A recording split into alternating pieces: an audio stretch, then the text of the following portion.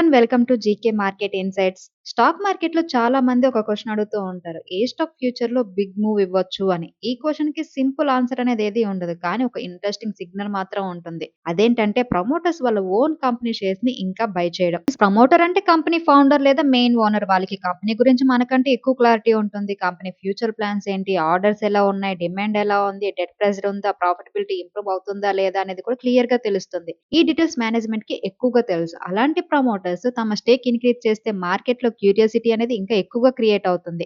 మెయిన్‌గా Penney stocks and small cap స్టాక్స్‌లో ఇది ఇంకా ఇంట్రెస్టింగ్‌గా ఉంటది. ఎందుకంటే ఈ స్టాక్స్‌లో అనలిస్ట్ కవరేజ్ అనేది చాలా తక్కువగా ఉంటుంది. ఇన్ఫర్మేషన్ అవైలబిలిటీ కూడా లిమిటెడ్‌గా ఉంటుంది. సో, ప్రమోటర్ బయింగ్ చేస్తున్నారంటే చాలా మంది ఇన్వెస్టర్స్ ఏమనుకుంటారంటే ప్రమోటర్ ఓన్ మనీ పెడుతున్నారంటే కంపెనీ ఫ్యూచర్ మీద కాన్ఫిడెన్స్ పెరిగింది అనుకుంటారు. కానీ ఫ్రెండ్స్, ఒక important warning, promoter buying alone is not a buy signal. ఇదొక క్లూ మాత్రమే, ఫైనల్ డిసిజన్ కాదు. ఈ వీడియోలో మనం జూన్ 2026 క్వార్టర్‌లో ప్రమోటర్ స్టేక్ పెంచిన 3 పెన్నీ స్టాక్స్ గురించి డీటెయిల్‌గా డిస్కస్ చేద్దాం.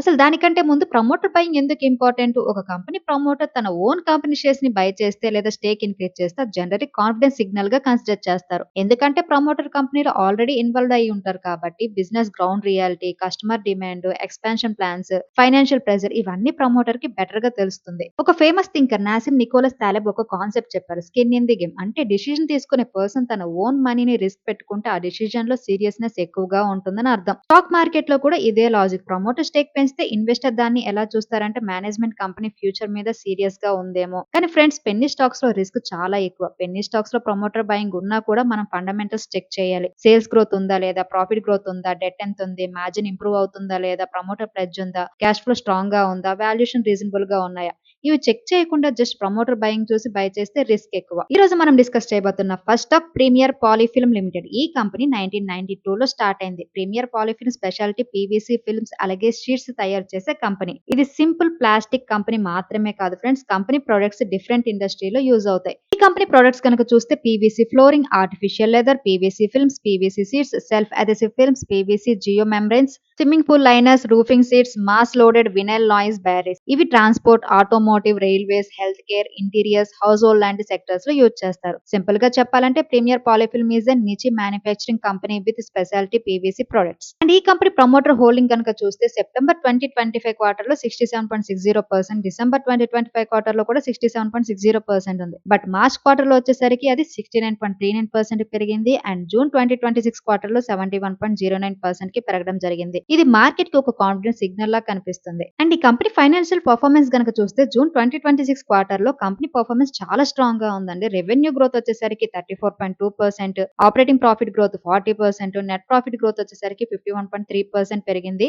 అలాగే మార్జిన్స్ కూడా ఇంప్రూవ్ అయ్యాయి అనమాట. ఆపరేటింగ్ మార్జిన్ వచ్చేసరికి 13.4%, లాస్ట్ ఇయర్ సేమ్ క్వార్టర్ లో ఇది 12.8% ఉంది. అలాగే నెట్ ప్రాఫిట్ మార్జిన్ 9%, ఎర్లియర్ ఇది 8% ఉంది. అంటే కంపెనీ సేల్స్ మాత్రమే కాకుండా ప్రాఫిటబిలిటీ కూడా ఇంప్రూవ్ చేసింది. ప్రీమియర్ పాలీఫిల్మ్స్ లో ఇంట్రెస్టింగ్ గా కనిపిస్తున్న రీజన్స్ కనుక చూస్తే ఫస్ట్ వన్ ఏంటంటే ప్రమోటర్ స్టేక్ 71.09% వరకు పెరిగింది. అండ్ సెకండ్ ఏంటంటే డెట్ జీరో ఉండడం మైక్రో క్యాప్ కంపెనీకి చాలా స్ట్రాంగ్ పాజిటివ్ థింగ్ అనమాట. అండ్ థర్డ్ రీజన్ ఏంటంటే healthy return ratios. ROCE 30.8%, return on equity 24% ఉంది. ఇవి కంపెనీ క్యాపిటల్ ని ఎఫిషియెంట్లీ యూజ్ చేస్తున్నాయని ఇండికేట్ చేస్తున్నాయి. అండ్ ఫోర్త్ వన్ ఏంటంటే strong profit growth. Net profit growth 51.3% in June quarter, అలాగే యాన్యువల్ ప్రాఫిట్ గ్రోత్ 33.8% ఉంది. అండ్ ఫిఫ్త్ వన్ ఏంటంటే PVC flooring, artificial leather, PVC films లాంటి ప్రొడక్ట్స్ కి డిఫరెంట్ ఇండస్ట్రీలో డిమాండ్ కూడా ఉంది. అండ్ ఈ కంపెనీలో ఉన్న రిస్క్ పాయింట్స్ కనుక చూస్తే market cap only 731 crores, so liquidity risk అనేది ఉంటుంది. ప్రైస్ టు బుక్ వాల్యూ 4.97, అంటే బుక్ వాల్యూ తో కంపేర్ చేస్తే వాల్యుయేషన్ ప్రీమియం లో ఉంది. అలాగే పీవీసీ రా మెటీరియల్ ప్రైజెస్ మారితే మార్జిన్స్ ఇంపాక్ట్ అవుతాయి. స్మాల్ క్యాప్ స్టాక్ కాబట్టి వాలటాలిటీ ఎక్కువగా ఉండొచ్చు.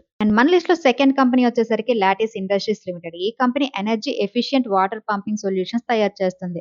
అండ్ ఈ కంపెనీ ప్రొడక్ట్స్ కనుక చూస్తే submersible pumps, borewell pumps, open well pumps, అలాగే centrifugal monoblock pumps, self priming pumps, shallow well pumps and solar water pumping systems ఉన్నాయన్నమాట.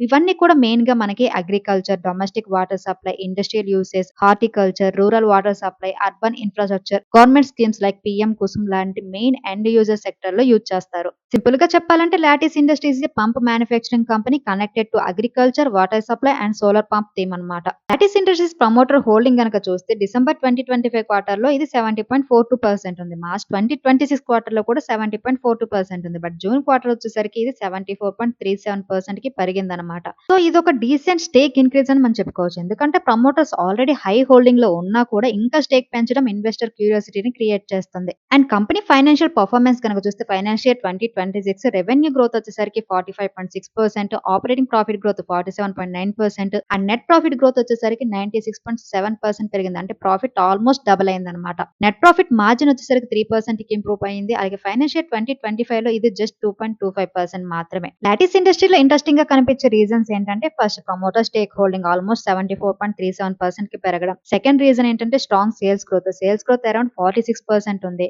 థర్డ్ రీజన్ ఏంటంటే ప్రాఫిట్ గ్రోత్ చాలా స్ట్రాంగ్ గా ఉంది. ప్రాఫిట్ గ్రోత్ 100% చూపిస్తుంది. And fourth sector tailwind, agriculture, irrigation, water supply, solar pumps లాంటి themes long term demand create చేయొచ్చు. And fifth reason ఏంటంటే PM Kusum connection, solar water pumping systems government schemes వల్ల demand పొందే chance కూడా ఉంది. Lattice industries లో ఉన్న risk కనుక చూస్తే మార్కెట్ క్యాప్ ఓన్లీ 115 క్రోర్స్ మాత్రమే. ఇది very small micro cap company. Liquidity చాలా లోగా ఉండొచ్చు. డెట్ టు ఈక్విటీ 0.91 అంటే డెట్ మానిటర్ చేయాల్సి ఉంటుంది. అలాగే operating profit margin only 5.61%, margin thin గా ఉన్నాయి. And FIIs and DIIs holding zero అనమాట. ఇన్స్టిట్యూషనల్ పార్టిసిపేషన్ అనేది అసలే లేదు. అండ్ ప్రైస్ టు బుక్ వచ్చేసరికి 4.82 ఉంది. వాల్యుయేషన్స్ చీప్ అయితే కాదనమాట. సింపుల్ గా చెప్పాలంటే Latteys is a high growth micro cap story but risk also very high అని చెప్పొచ్చు. అండ్ మన లిస్ట్ లో third stock and final stock వచ్చేసరికి North Eastern Carrying Corporation, short గా చెప్పాలంటే ఎన్ఈసిసి. ఈ company logistic and transportation sector లో ఉందన్నమాట. కంపెనీకి ఓవర్ 5 డెకేడ్స్ ఆపరేషన్ హిస్టరీ ఉంది. మెయిన్ గా ఈ కంపెనీ సర్వీసెస్ కనుక చూస్తే small parcel booking, full truck load, project cargo, over dimensional కాన్సైన్మెంట్, container movement, packers and movers, warehousing, third party logistic, storage solutions.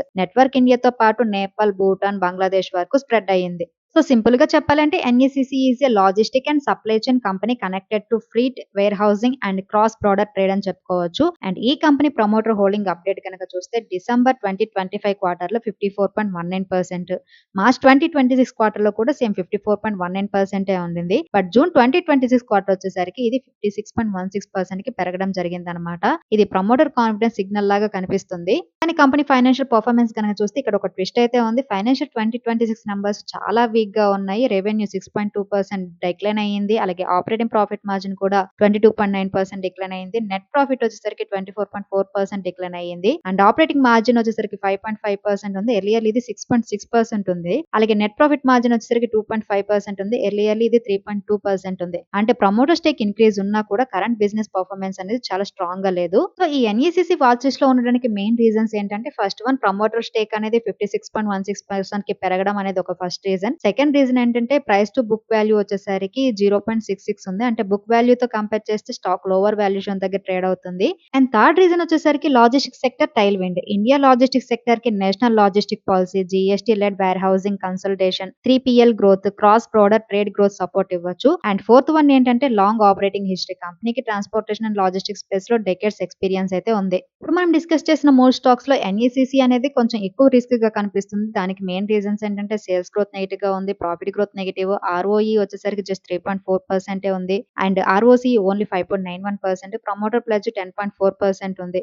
And కంపెనీకి debt 124 crores కూడా ఉంది. And ఎఫ్ఎస్డిఎస్ holding అనేది zero అనమాట. మార్జిన్స్ అనేవి చాలా వీక్ గా ఉన్నాయి. సింపుల్ గా చెప్పాలి అంటే ఎన్ఈసిసి ప్రమోటర్ బయింగ్ ఉన్నా కూడా బిజినెస్ నెంబర్స్ చాలా వీక్ గా ఉన్నాయి. So this is more of A risky turn around watch list stock అని చెప్తాను. సో ఇప్పుడు మాట్లాడుకున్న మూడు స్టాక్స్ లో ఏది బెటర్ గా ఉందంటే ప్యూర్లీ ఫండమెంటల్ సైడ్ నుంచి కనుక చూస్తే ప్రీమియర్ పాలిఫిల్మ్ రిలేటివ్లీ స్ట్రాంగ్ గా కనిపిస్తుంది. Because debt free, ROC 30%, return on equity 24%, profit strong గా ఉంది, ప్రమోటర్ హోల్డింగ్ హైగా ఉంది, ప్లెడ్జ్ జీరో ఉంది. అలాగే లాటిస్ ఇండస్ట్రీస్ గ్రోత్ స్టోరీ చాలా స్ట్రాంగ్ గా కనిపిస్తుంది. బికాస్ సేల్స్ గ్రోత్ హైగా ఉంది, ప్రాఫిట్ గ్రోత్ హైగా ఉంది, ప్రమోటర్ స్టేక్ అనేది పెరిగింది. బట్ డెట్ అండ్ లో మార్జిన్స్ అనేది మానిటర్ చేయాలి. ఎన్ఈసిసి వాల్యుయేషన్స్ లోగా కనిపించిన బిజినెస్ పర్ఫార్మెన్స్ వీక్ గా ఉంది. సో ఎక్స్ట్రా కాషియస్ అవసరం అనమాట. ఫ్రెండ్స్ పెన్నీ స్టాక్స్ లో ఆపర్చునిటీ అయితే ఉంటుంది, కానీ రిస్క్ కూడా అంతే ఎక్కువగా ఉంటుంది. సో మనం మెయిన్ గా మేజర్ రిస్క్ ఏంటంటే low liquidity, upper circuit, lower circuit risk ఉంటుంది, sharp volatility, weak corporate governance, operator activity, low institutional holding, promoter plus risk, earning volatility, sudden price fall,